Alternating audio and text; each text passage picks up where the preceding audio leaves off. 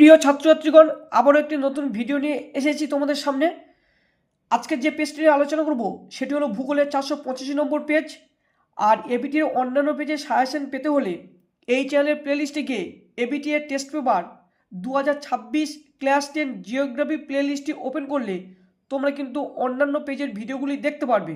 আর আমার চ্যানেল নতুন হয়ে চ্যানেলটিকে অবশ্যই সাবস্ক্রাইব করে নিও। আজকের প্রথম প্রশ্নটি হলো, নদীর নিক পয়েন্টে সৃষ্টি হয় গ জলপ্রপাত। 2 নম্বর প্রশ্নটি হলো, ভূপৃষ্ঠের সমতলীকরণ প্রক্রিয়া হলো ঘ পর্যায়ন। 3 নম্বর প্রশ্নটি হলো, অস্ট্রেলিয়ার উপকূলে সৃষ্ট ঘূর্ণবাতকে বলে খ উইলি উইলি। 4 নম্বর প্রশ্নটি হলো, ভারত ও পাকিস্তানের সীমারেখার নাম গ র্যাডক্লিফ লাইন।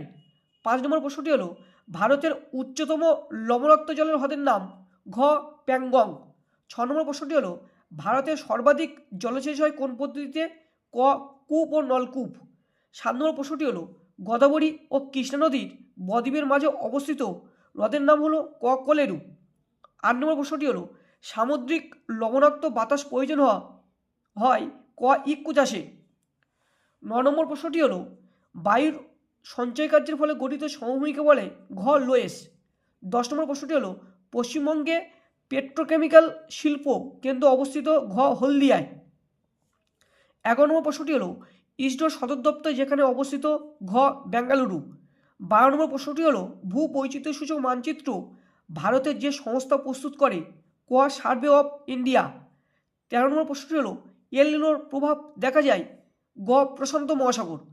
14 নম্বর প্রশ্নটি হলো, ভারতের আদমশুমারি অনুযায়ী একটি শহরের ন্যূনতম জনসংখ্যা হলো খ 5000। এখন আমরা শুদ্ধ অশুদ্ধ নিয়ে আলোচনা করবো 2 নম্বর থেকে প্রশ্নগুলি নিয়ে। প্রথম প্রশ্নটি হলো, মরু অঞ্চলে গৌড় এর শীর্ষকে নিরামিড চূড়া বলে। এটা কিন্তু নিরামিড নয়, এটা কিন্তু পিরামিড চূড়া হবে। তোমার স্পেলিং মিস্টেক হয়ে গিয়েছে, এটা কিন্তু ভুল হবে। 2 নম্বর প্রশ্নটি হলো, ভারতীয় রেলপথকে ভারতের জীবনরেখা বলা হয়। একদম সঠিক।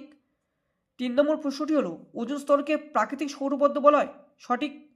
4 নম্বর প্রশ্নটি হলো, ভূমধ্যসাগরীয় অঞ্চলে সাধারণত গ্রীষ্মকালে বৃষ্টিপাত হয়। ভুল, কারণ শীতকালে বৃষ্টিপাত হয়, তোমরা সকলেই জানো। 5 নম্বর প্রশ্নটি হলো, তেলেঙ্গানা ভারতের নবীনতম রাজ্য মানে অঙ্গরাজ্য। একদম সঠিক। 6 নম্বর প্রশ্নটি হলো, ঝুম চাষ একটি উন্নত কৃষি পদ্ধতি। ভুল। 7 নম্বর প্রশ্নটি হলো, মহাকাশে কৃত্রিম উপগ্রহ যেখান থেকে চালু হয় তা হলো প্ল্যাটফর্ম। সঠিক। আমরা পরের পেজে চলে যাব। পরের পেজে যেসব প্রশ্নগুলো রয়েছে উপযুক্ত শব্দ বসিয়ে শূন্যস্থান পূরণ করো। এখন আমরা সেসব প্রশ্নের উত্তরগুলি দেখে নেব।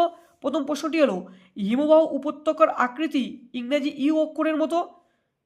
দ্বিতীয় প্রশ্নটি হলো, ভারতের গুজরাট রাজ্যে দীর্ঘ আঁশযুক্ত তুলোর চাষ হয়।